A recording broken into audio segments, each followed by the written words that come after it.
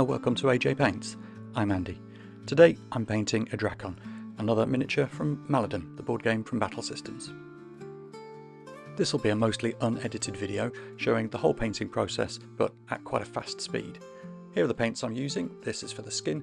This is my triad of colours, dark sea blue, thunderhawk blue and pastel blue. These are my two colours that I'm using for bone, that's heavy brown and pale sand. And these are the colours I'm using for flesh, Bugman's Glow and light flesh. Here are my base colours, dark sea blue and whole red, very common colours for me to use. I'm brushing these fairly heavily over my black primer, as you can see here. All the flesh coloured areas are getting some whole red, and the skin areas are going to get the dark sea blue.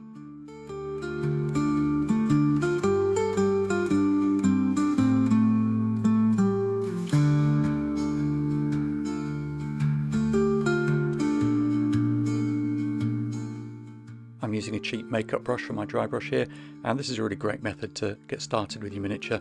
I usually leave black areas underneath so I don't need to bother painting shadows. And that's what it looks like, ready for the next layers.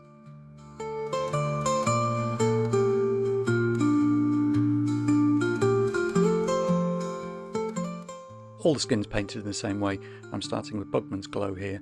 I'm leaving whole red as shadow areas, and there's some black right underneath the miniature too.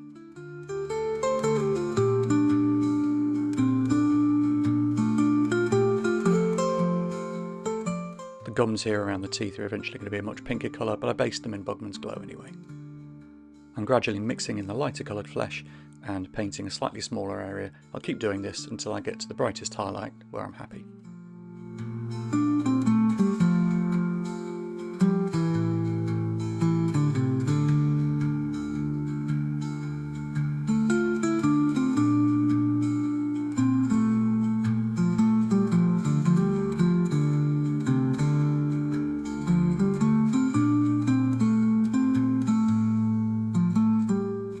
So I've got the flesh now to the pale colour that I want it to be. That's from the light flesh colour that I'm using. But I felt that it had lost a bit of the warmth, so I went back in with a new colour this time, wine red, just painting underneath. And it gave a little bit of like a blood vessel underneath feeling to the flesh areas. Where the colour was a bit too vivid, I used a clean brush just to take away some of that pigment.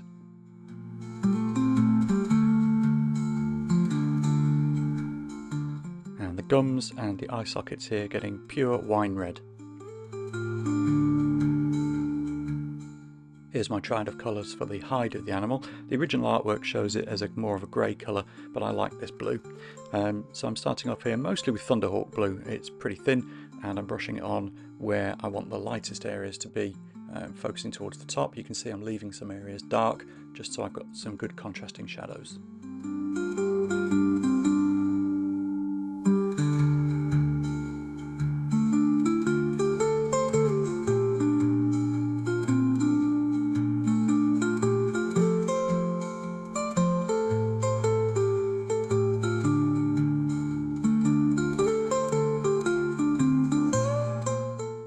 I'm happy that I've built up that thunderhawk blue, so I'm starting to mix in a little bit of the pastel blue now. It's a very, very bright colour, so this is probably about a 50-50 mix.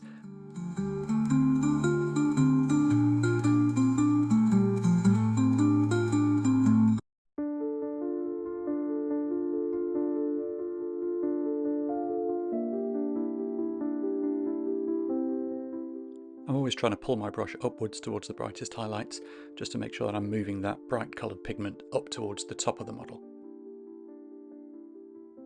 With the hide done, it's time to move into the bone, and I'll give everything a coat of heavy brown to start with, and then gradually blend up into pale sand.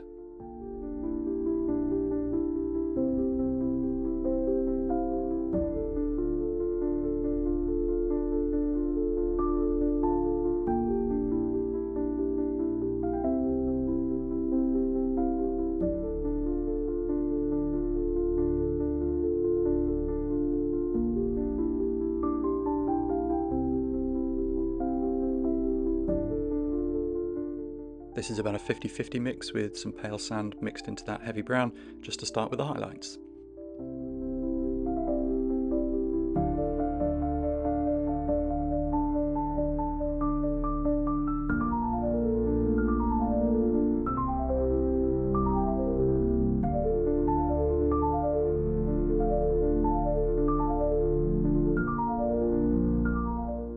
and now moving on to almost pure pale sand.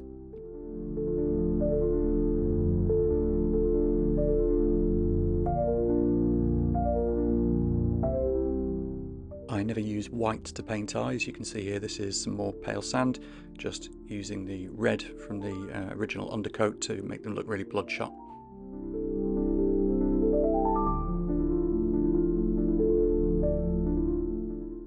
At this point I realised there was some detail on the face that I wanted to highlight, so I went back in with a lighter version of that pastel blue from earlier.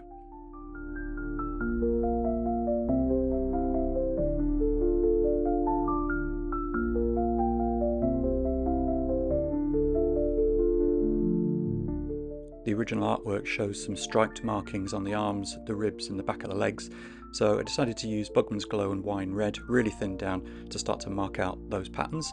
I eventually mixed in a couple of other colours just to try to get a bit of darken shading in there as well, and here's the result.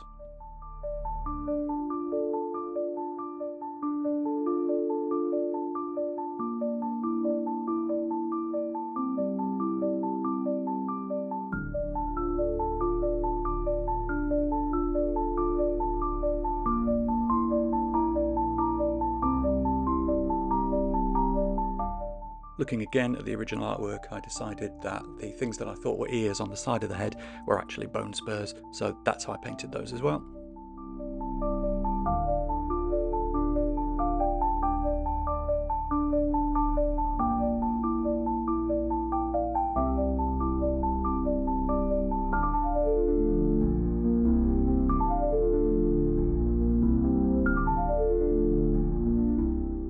And the final stage is my standard base colour, P3 Iron Hole Grey. Here it is, thinned down, brushed all over. It's a bit tricky to get underneath the miniature, but I got there eventually, a couple of coats and it was all done.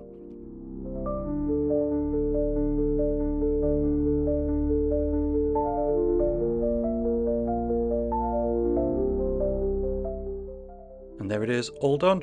The Drakon ready to come onto the table and start causing some trouble in the game. It was a nice easy paint job, just a couple of colours, and it was fun to blend in and do the hide and then try to get those stripy colours on as well. So, I hope you've enjoyed that. If you've stuck around all the way to the end, I thank you very much, and I'll catch you next time.